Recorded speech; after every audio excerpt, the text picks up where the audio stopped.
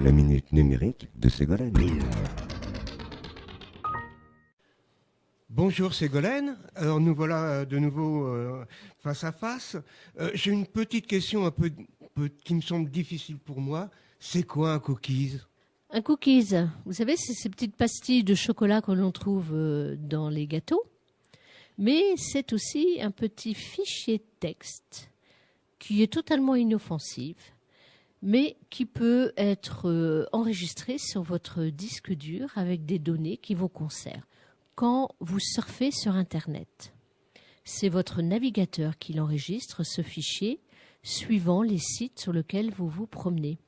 Par exemple, vous voulez acheter une voiture, vous repérez une marque, vous allez chercher plusieurs modèles, et puis vous éteignez votre ordinateur, et quelques jours après, vous revenez, et quel que soit le site sur lequel vous êtes, avec stupéfaction, vous vous apercevez que vous avez des publicités concernant votre dernière recherche sur les voitures.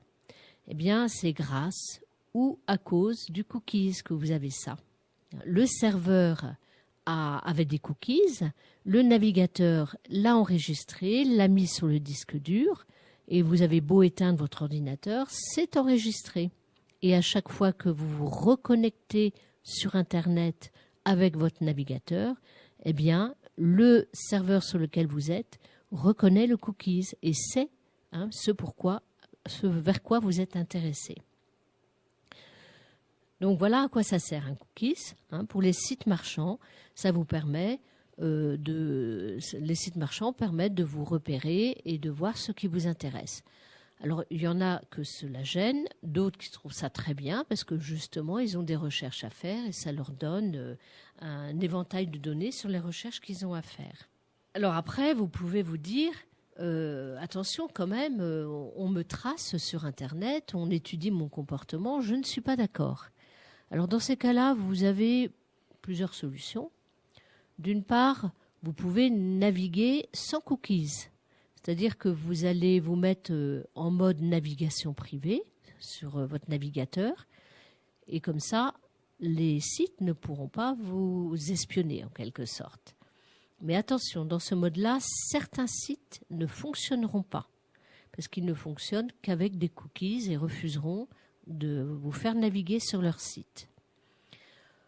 Vous avez aussi une autre possibilité, c'est de supprimer vos cookies.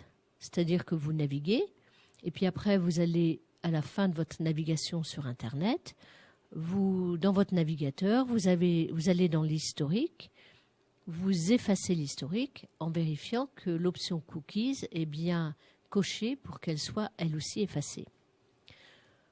Donc voilà ce que c'est qu'un cookies.